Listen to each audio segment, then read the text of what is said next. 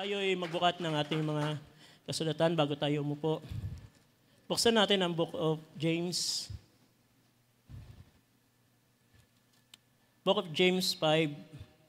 Dito na lang sa 7 to 9, sabi dito, "Magtiis nga kayo, mga kapatid, hanggang sa pagparito ng Panginoon. Narito inaasahan na magsasaka ang mahalagang bunga ng lupa na may pagtitiis, hanggang sa tanggapin ang ulan maaga at huli. Magtiis din naman kayo, pagtibayan ninyo ang inyong puso, sapagkat ang pagparito ng Panginoon ay malapit na." Ang Diyos ang magpala sa kanyang mga salita. Tayo mga kaupo, brothers and sisters.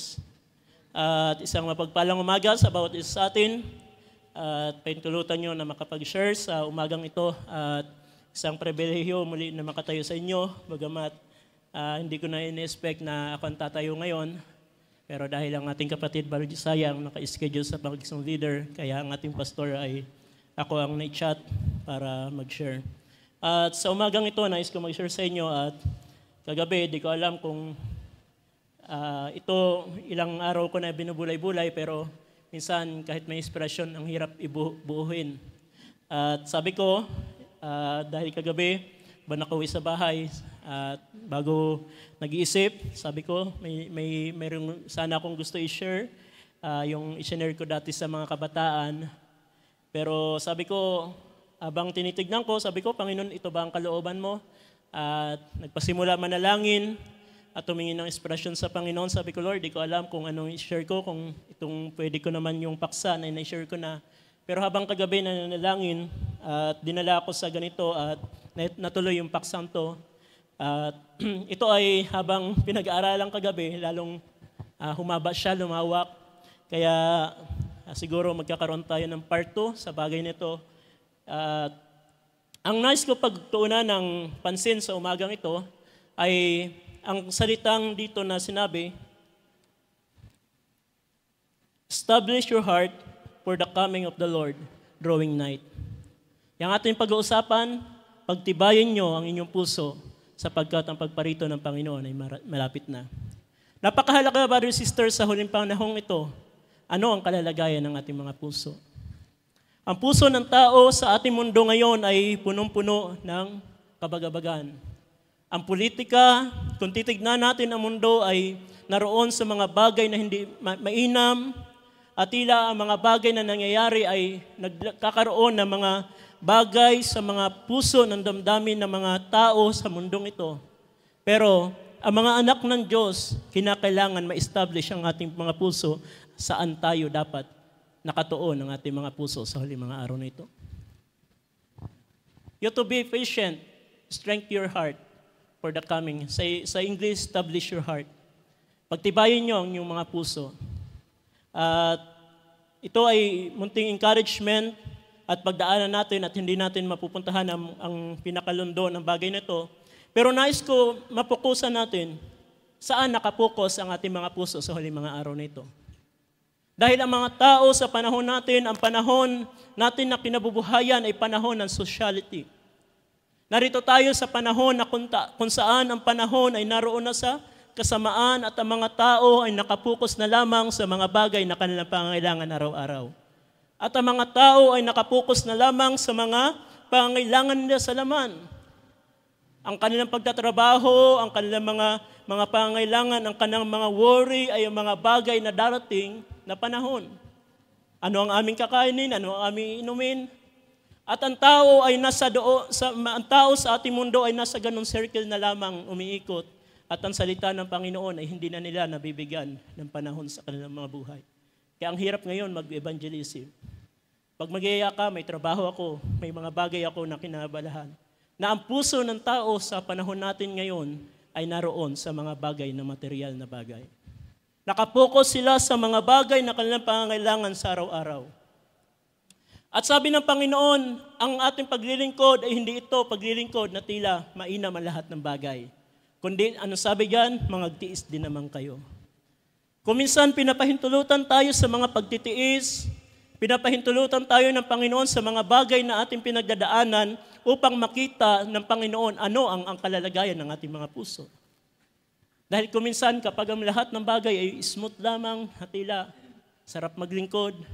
Pero sa panahon na ang tao ay dumarating sa mga tiisin, sa mga pangangailangan, ano ang nagiging kalagayan ng kanyang puso? At ito, brother, sister, ang makita na maging matibay tayo sa Panginoon, maging establish ang ating mga puso sa pagparito ng Panginoon. Ang ating mga focus, ang ating mga tinitignan ay ang mga bagay na gagawin ng Panginoon. Dahil sa huling panahon ito, brother, sister, bago ang pagparito ng Panginoon, marahil hindi pa natin ito madadaanan, ay maraming tiisin na mararanasan ang mundong ito. Tingnan nyo ang nangyari ng ilang araw lamang. Ang lindol, ang mga building, kung paano ibinagsak, na parang napakataas, na parang naging abo na lamang na bumagsak. Ang pagpasok ng taon ng California ay nagkaroon ng sunog, malawakan na sunog, kahit gaano kayaman ng tao, dito natin makikita na hindi kinakailangan, hindi niya kayang sandigan ang kanyang mga ari-arian. Makikita natin sa panahon na ito, brother, sister, kung mayroon man maging establish ang ating mga puso, oo, kailangan natin magtrabaho, kailangan natin ng mga business, kailangan natin ng ating mga pangangailangan. Kailangan natin yan para tayo ay masuplayan ang ating pangangailangan. Pero kahit may mga pangangailangan tayo, dapat hindi nawawala ang mga puso ng mga mananampalataya sa paglilingkod sa Panginoon. Anong sabi ng Matthew? Familiar verse, Matthew 6. Ano sabi ng Panginoon? Matthew 6:25, sabi ni Gan, kaya nga sinasabi ko sa inyo, huwag kayong mga balisa sa inyong pamumuhay, kung anong baga ang inyong kakanin o kung ano ang inyong iinumin. Kahit sa ang inyong katawan, kung ano ang inyong daramtin, hindi baga mahigit ang buhay kaysa pagkain at ang katawan kaysa pananamit? Pinakita ng Panginoon, huwag kayong mabalisa. Kayo mga balisa sa inyong pamumuhay, kung anong baga ang inyong kakanin. At dito ang tao ay dito na lamang nakapokus. Kahit man sabi ng ating Panginoon, sa pagparito ng Panginoon, ang tao ay kagaya ng pagparito ng Panginoon sa panahon ni Noah. Ano ang tao doon? Ang mga tao ay nakapokus sa pagkain, sa pag-iinom, sa pag-aasawa, sa mga bagay dito sa mundo, naging busy sila. At kahit man sa panahon at hinalintudan din sa panahon ni Noah, ang tao ay walang pakialam sa panahon na kanilang kinabubuhayan. Hindi nila alam ang panahon. Pero si Noah nangangaral, nagsasalita, pero siya lamang ay pinagtatawanan. Dahil wala pang ulan sa panahon na yun, hindi sila naniniwala. At ang tao noon ay abala sa kasalanan at nakita ni Noah ang kasalanan ng mundo ay napakalaki na. At gayon din naman sa ating panahon, brothers and sisters, ang mga tao ay nakapokus sa mga bagay na kanilang pansarili, pangangailangan. At yan ang paalala ng Panginoon, huwag kayong mabalisa sa anumang mga bagay. Dahil minsan, nariyan ang ating pagkabalisahan, brothers and sisters, sa ating mga kailangan sa panahon ng kawalan. Pero sabi ng 26, masdan ninyo ang mga ibon sa langit na hindi sila nangaghahasik, ni nagsisigapas, ni nangagtitipon man sa mga banga, at sila'y pinakakain ng inyong Ama sa kalangitan, hindi baga lalong higit ang lahat. Higit ang halaga ninyo kaysa kaniya.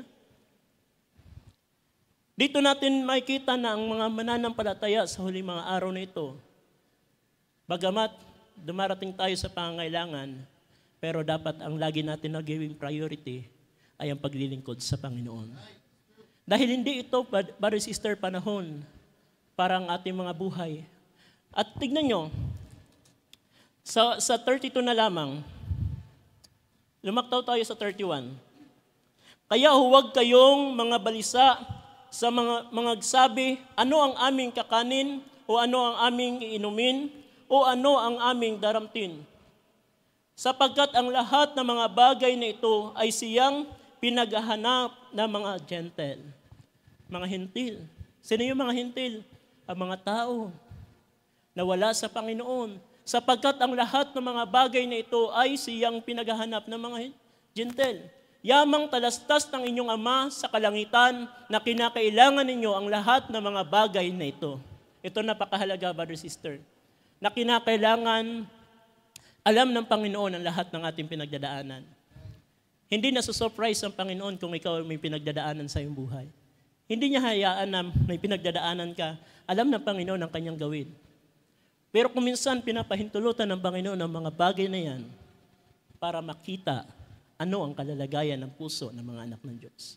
Kung ang kanila bang tiwala, ano ginagawa ng tao sa panahon na pangailangan, mas pinipili nila na mag-double time sa kanilang trabaho kaysa unahin ng Panginoon. Yun yung mindset ng tao. Kaya mag-share ka ngayon, bakit? Nung panahon na kami nag-evangelism, may pera ba yan? Kikita ba kami dyan? May mga nakausap kami na panahon na nag-evangelism. Kung wala man lang kami pera makukuha dyan, magtatrabaho na lang kami, kakain pa kami, kakita pa kami. Ganun ang mindset ng tao sa panahon natin. Ang salita ng Panginoon ay hindi nila naunawaan. Anong dahilan? Dahil wala silang nakikita na pangako ng Panginoon. Pero kapag ang tao alam niya, tayo na alam natin na mayroong pangako na malapit na pagpaparito ng Panginoon, alam mo dapat kung ano ang priority mo. Dapat, sabi diyan sa 32, 33, dapat hanapin muna ninyo ang kaniyang kaharian. Ito ang kinakailangan dapat ang mananampalataya. Ang kanyang inuuna ay ang mga bagay ng kalooban ng Panginoon. Nahanapin niyo muna ang kaharian at ang kaniyang katwiran at ang lahat ng mga bagay na ito ay pawang idaragdag sa inyo. Makikita natin na tinuturo ng Panginoon, kahit man sa panahon na iyong pangangailangan, kinakailangan mo, unahin muna ang kalooban ng Panginoon. Naalala ko yung pinost ni Brother Lester sa Facebook. Ang isang mga ngaral, nabasa niyo yun? At naalala ko lang habang binabasa ko to, patay ang kanyang anak, sabi ng kanyang nanay, dito muna tayo dahil patay ang anak natin, maintindihan naman yan ng mga kapatiran. Anong ginawa niya? Hindi. Pumaroon tayo sa gawain ng Panginoon, mga ngaral ako, hayaan ng patay dyan muna. Kaya sabi ng Panginoon, hayaan mo ilibig ang patay ng kanyang kapwa-patay. Ano sinabi niya? Paparoon muna tayo. At sa pagsunod niya sa kalooban ng Panginoon, ang inuna niyang Panginoon, pag-uwi niya, ang bata ay buhay. Sometimes, brothers and sisters, hindi natin lubusan maunawaan bakit ganito ang mga nararanasan natin. Alam ng Panginoon ang ating pangangailangan, pero gusto makita ng Panginoon ano ang priority mo sa buhay mo. Dahil sa panahon ng mga pangailangan, dito malalabas ang puso, ano ang kanilang kalalagayan. Mamaya may kita natin yan sa mga talata. May kita natin yan sa tipot larawan sa bayang Israel. At kinakailangan ng bawat mananampalataya ay makita ano ang priority sa kanyang buhay. At ang Philippians 4, sabi diyan, Philippians 4, sa 4, sabi diyan,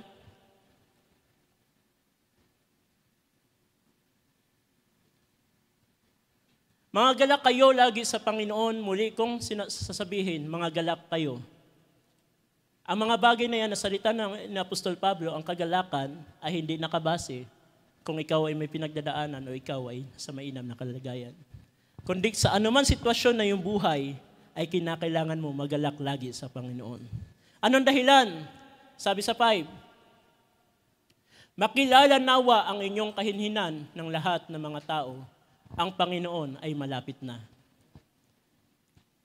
At sabi sa sunod, sa 6, huwag kayong mga balisa sa anumang bagay, kundi sa lahat ng mga bagay sa pamagitan ng panalangin at daing, na may pagpapasalamat at ipakilala ninyo ang inyong mga kahilingan sa Diyos. Kung bakit mayroong kagalakan dapat ang mga anak ng Diyos sa kabila ng kanyang mga kagipitan, pangangailangan, nakikita pa rin sila ng mga tao sa labas. Sabi niya, makita ng nawa ng mga tao ang iyong kahinhinan na ang Panginoon ay malapit na dumating.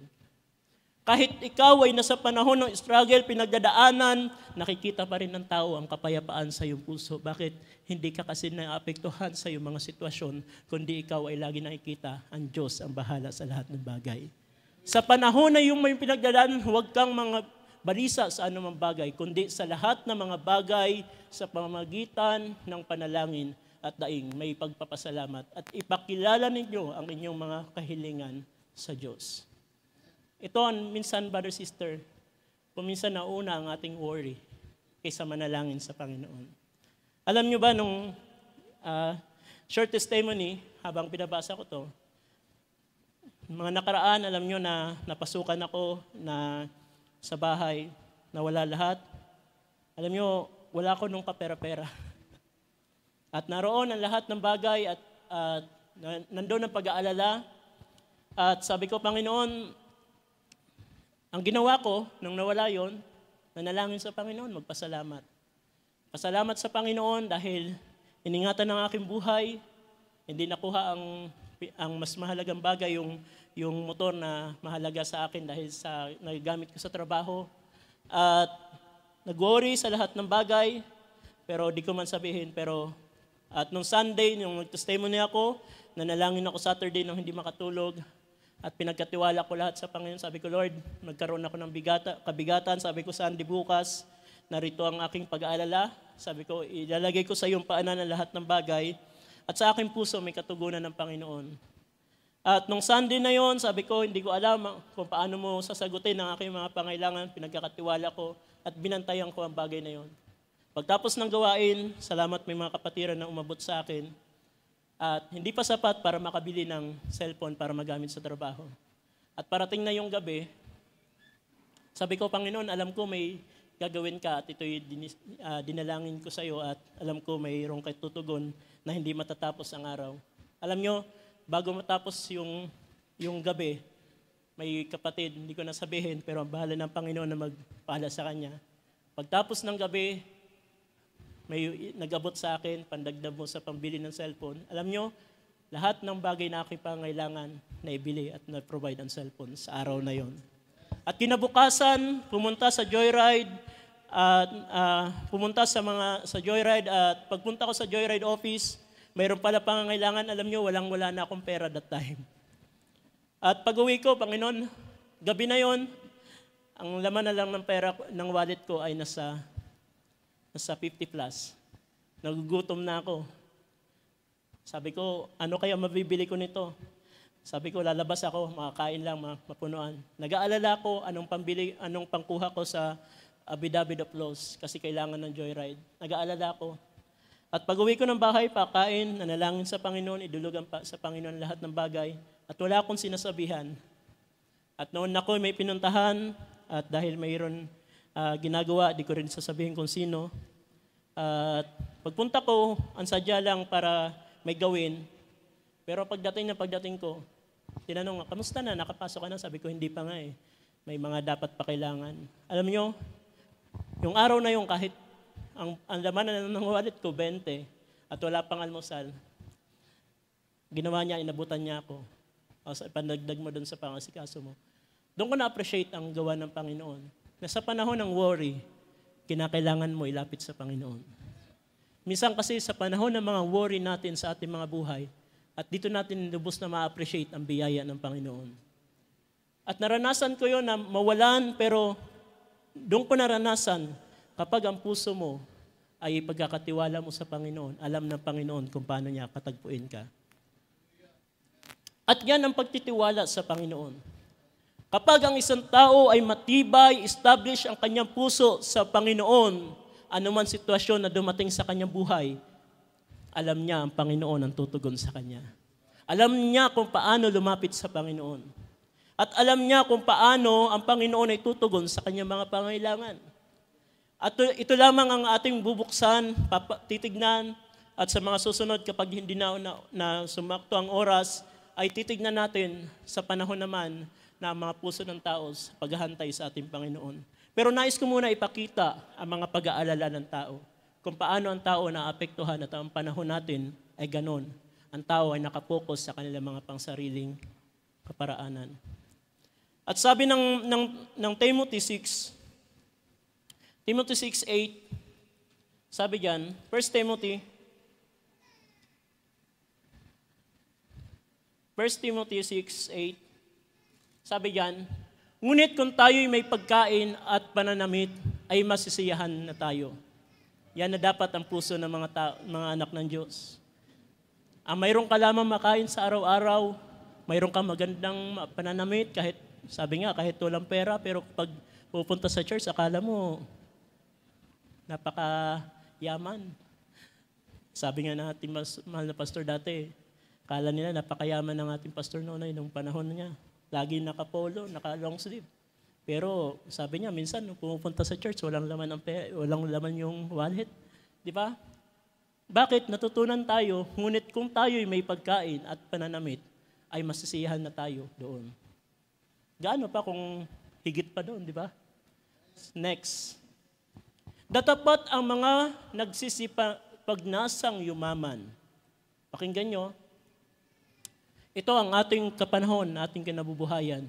Ano ang focus ng tao? Ang mag-provide, ang yumaman, ang makuha ang lahat ng gusto nila.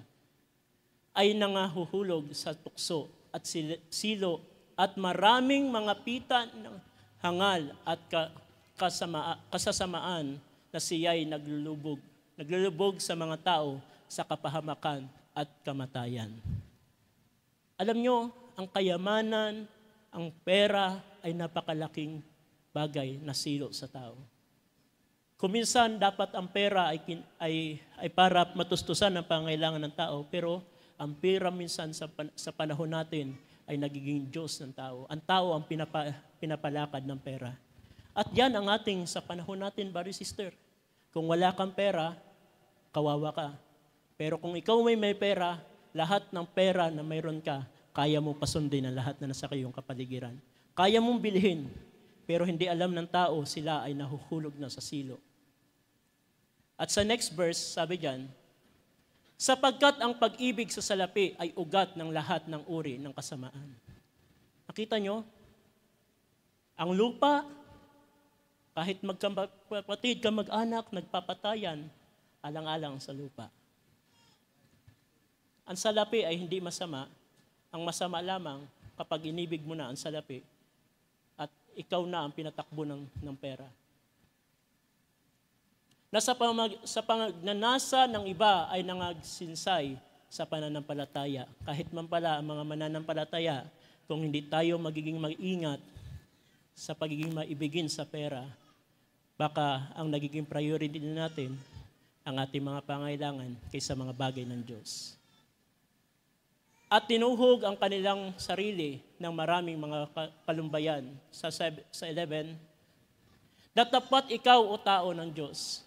Ito ay pagpapaalala. Datapat ikaw tao ng Diyos.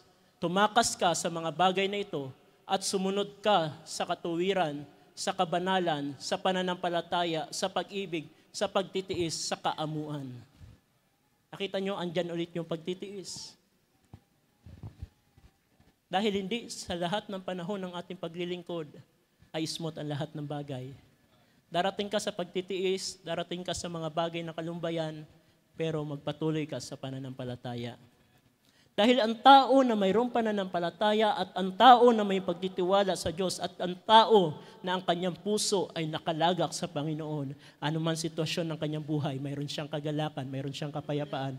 Bakit? Hindi siya nakatingin sa mga sitwasyon, nakatingin siya sa mga pangako ng Panginoon.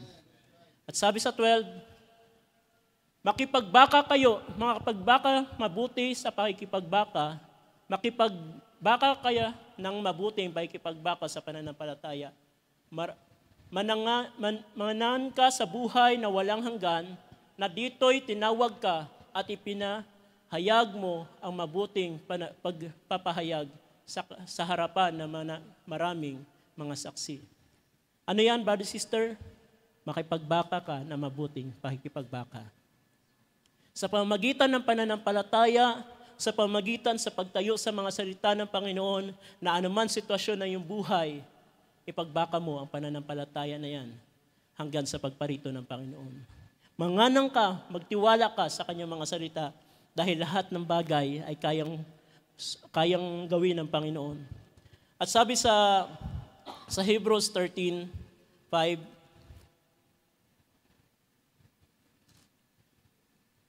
sabi yan, Hebrews 13:5,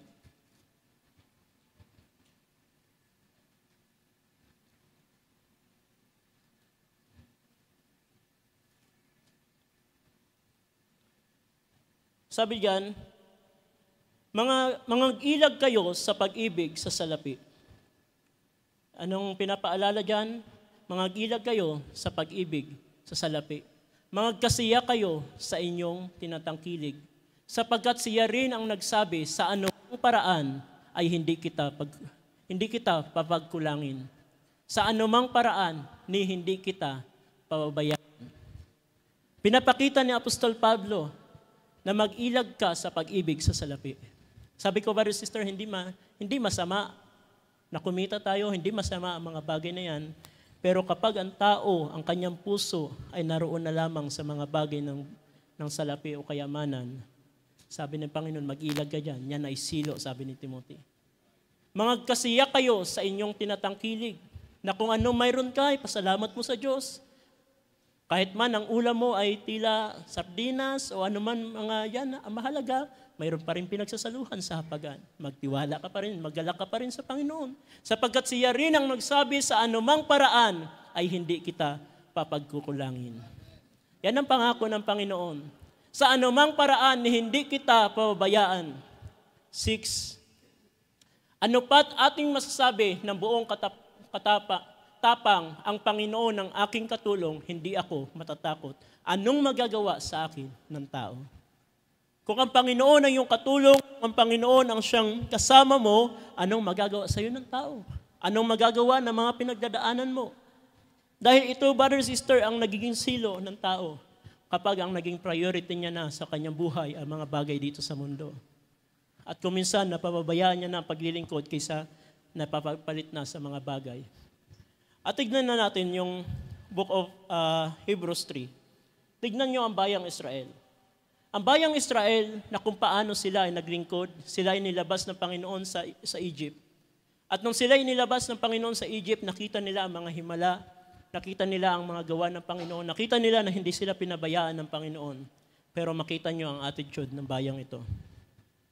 Ano sabi sa 6 na lamang, Hebrews 3:6? Sabi diyan,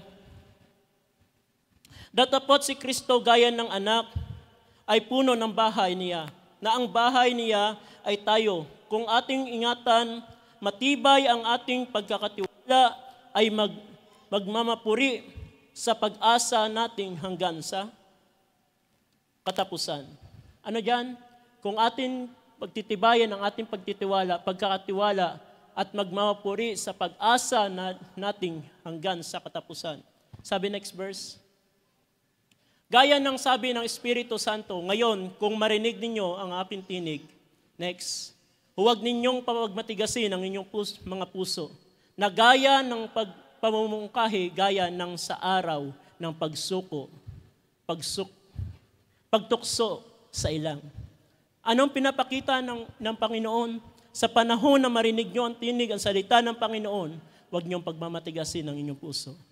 Anong dahilan? Gaya ng pagtukso nila sa ilang. Ano ba ginawa ng tao kung bakit tinukso nila ang Diyos? Dahil ang bayang Israel nito, sa kabila na nakita nila ang gawa ng Diyos sa kanilang kalagitnaan, sa kabilang himala ng Panginoon ay naroon sa kanilang kalagitnaan, ang mga bayang Israel ay naging matigas ang kanilang mga puso. Ang kanilang mga puso ay hindi nagtiwala sa Panginoon, kundi sa panahon na sila'y nangailangan ng mana, ang Diyos ay nagpaulan ng mana at sila'y nakakain ng karne. At sabi na, dumating ang panahon, sabi ng bayan, wala na bang iba nakakasawa na to? Imbis na magpasalamat sila, ang ginagawa na, nakakasawa na, buti pa dun sa Egypt. Nakita nyo ang puso ng tao? Kung ikaw man naglilingkod sa Panginoon, pero lagi ka nakatingin, buti pa noon, hindi pa ako mananampalataya. Ang sarap lagi ng aking buhay. Pero dito may kita natin kung bakit ang tao natutokso niya ang Diyos sa panahon ng kanyang puso ay hindi nagtitiwala sa Diyos. Sa kabila na nakita nila ang himala, sa kabila na nakita nila na i-provide ang kanilang mga pangailangan, pero ang bayang Israel ay hindi pa rin nagtiwala sa kanilang mga Panginoon. Next verse. Na doon ako'y tinukso ng inyong mga magulang sa pagsubok sa akin at 40 taon na nakita ang aking mga gawa. Napakatagal, 40 taon, 40 years. Nakita ng bayan ang gawa ng Diyos, nakita ng bayan kung paano prinubay ng Diyos ang kanilang pangailangan, ang kanilang suot, ang kanilang panyapak ay hindi ng luma. Sa panahon na kailangan nila ng pagkain, ang Diyos ay nag-provide. Sa panahon na kailangan nila ng tubig, ang Diyos ay nagbibigay ng tubig. At sa panahon ng mga kaaway, sila ay nakapanagumpay. Pero sabi ng next verse, dahil dito'y nagalit ako sa lahing ito. At akin sinabi, lagi sila'y nangagkakamali sa kanilang puso, ngunit hindi nila nangakilala ang aking mga daan. Anong naging kalagayan ng bayang Israel nito? Lagi sila nagkakamali sa kanilang mga puso. Kaya brother, sister, establish your heart. Saan nakapokus ang iyong puso sa huli mga araw na ito?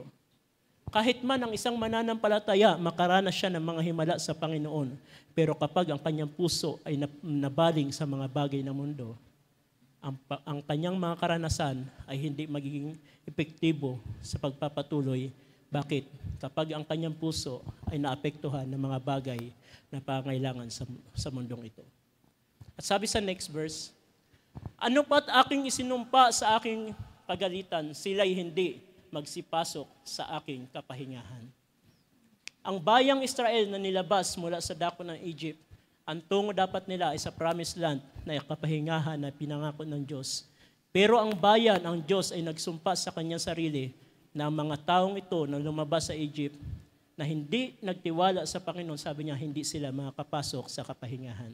Bakit? Ang kanilang mga puso ay hindi nakapokus doon sa pangako ng Panginoon.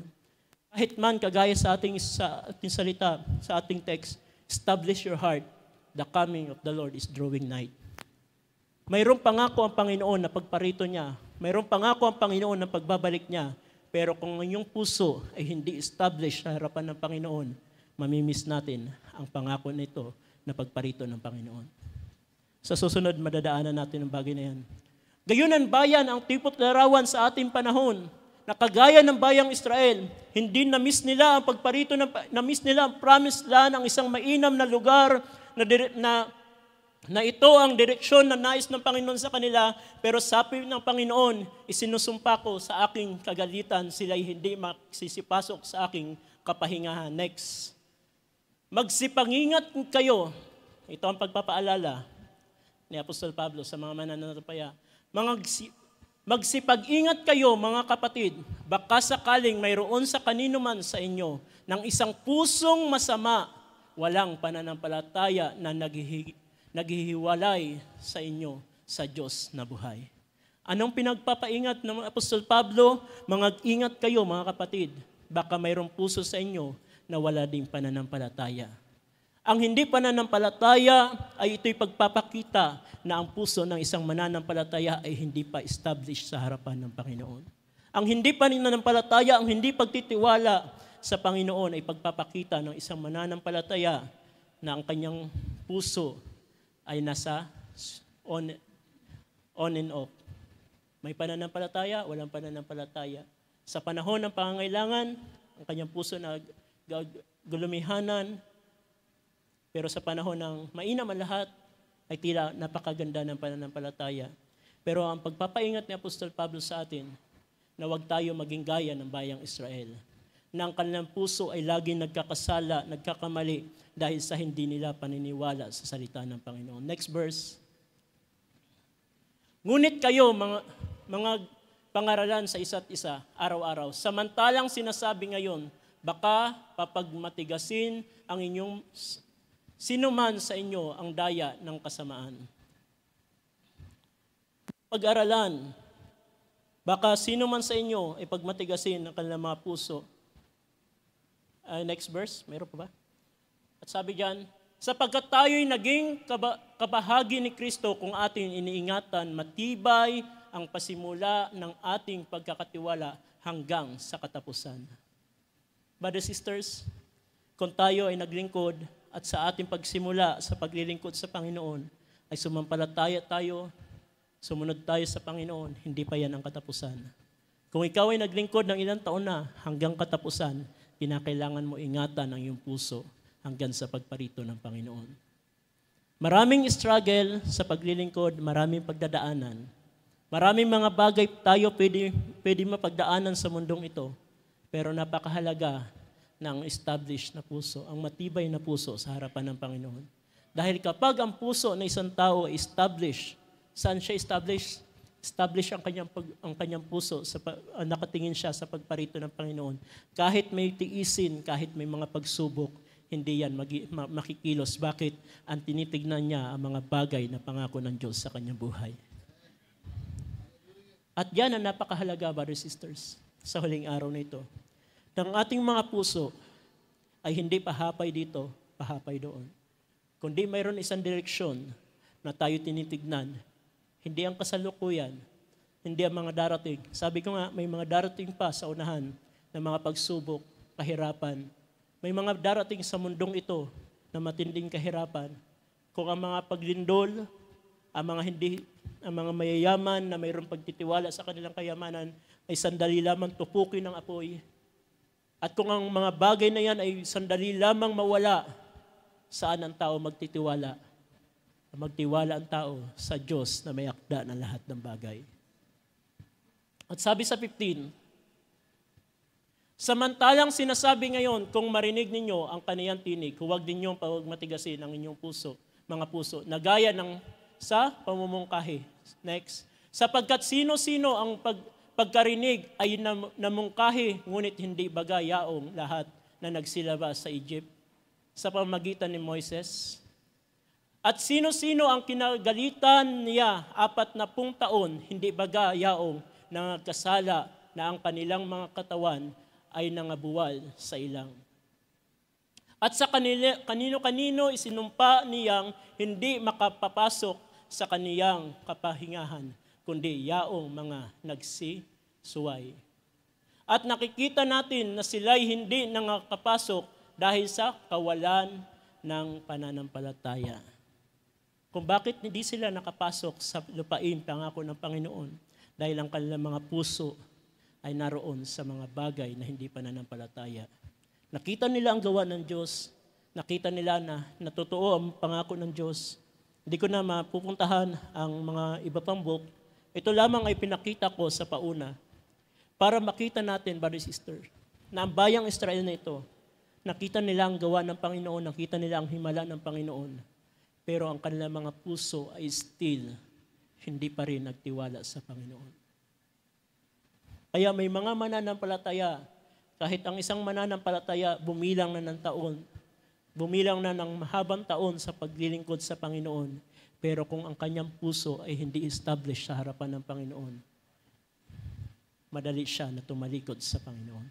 Marahil sa panahon natin ngayon, ay wala pang mga bagay na nararanasan natin. Marahil masasabi nyo, di ko ma-appreciate ito, hindi nyo ma-appreciate ang salitang ito, dahil ako hindi pinagkukulang ng Panginoon, sagana sa lahat ng bagay.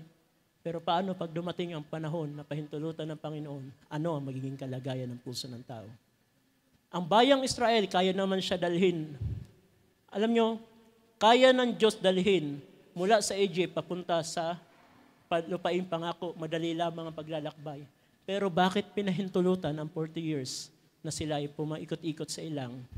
Ang dahilan para subukin ang kanilang mga puso. Sabi ng Panginoon, I think sa Exodus of Deuteronomy, ginawa ko ito sa kanila para kilalanin ano ang laman ng kanilang puso. Pwede naman maging shortcut na lamang, dalhin agad ng Panginoon ang bayan, pero tinuruan muna. Sabi niya, baka sa panahon na makapasok sila sa lupain na pangako, baka sila ay magmalaki sa kanilang sarili. Kung bakit may pagtuturo ang Panginoon sa panahon ng mga pagtitiis, sa mga panahon ng mga pagsubok, sa panahon ng mga pinagdadaanan natin sa buhay habang naglilingkod sa Panginoon, ang dahilan na yan para matuto tayo na magtiwala sa Kanya at hindi sa ating sarili. Ang mga sitwasyon na ating pinagdadaanan sa buhay ay isang stepping stone para higit na ang ating mga puso ay magtiwala sa Kanya. At sa huling mga araw na ito, brothers and sisters, marahil dito ko natatapusin. At maraming talata sa susunod na pwede natin pag-usapan kung paano ang magiging kalagayan at kung paano na ang dapat na maging attitude at ang puso na isang mananampalataya ay maging established sa harapan ng Panginoon. Brothers and sisters, sa umagang ito, ano ang kalalagayan ng ating puso? Tayo ba ay nasa kalalagayan ng paghahantay sa pagparito ng Panginoon? O tayo, ang ating mga puso, ay nandoon na sa mga bagay na sanlibutan. At kapag alam natin ang panahon, alam niyo kung bakit ang puso ng tao ay nagkakaroon ng mga na hindi nagiging matibay o nagkakaroon ng pag-aalinlangan sa panahon na hindi niya alam ang panahon ng kanyang kinabubuhayan. Sabi ng Hagay, i-quote ko na lang, sabi ng Panginoon, panahon ba sa inyo na manahan sa inyong nakikisamihang bubong? Panahon ba sa inyo na ang bayang ito ay nabuhay, na kung saan, kung gusto ko basahin sa ating pagtatapos. Ang Book of Haggai, chapter 1, I think verse 2, sa ating pagtatapos, nais kong daanan to, na alala ko lang.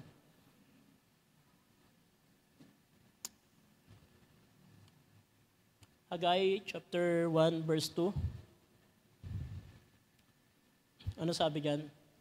Ganito ang sinalita ng Panginoon ng mga hukbo na sinasabi, ang bayang ito ay nagsabi, hindi pa dumarating ang panahon ng pagtatayo ng bahay ng Panginoon.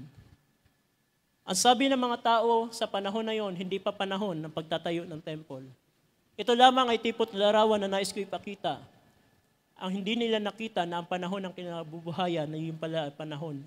Sa 3, kung titignan natin, nang magkagayon, dumating ang salita ng Panginoon sa pamamagitan ni Haggai na propeta na nagsabi.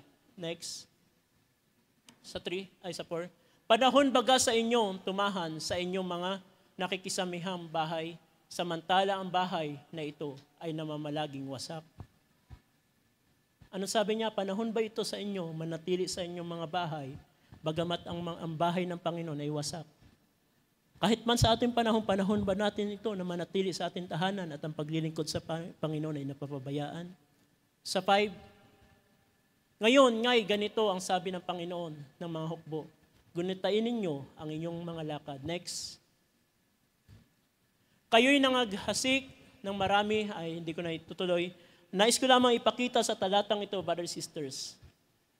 Kapag hindi mo alam ang panahon na iyong kinabubuhayan, mananatili ka sa labas-pasok lamang sa church, sa isang kalagayan, church, uwi, at wala nang hibigit pa.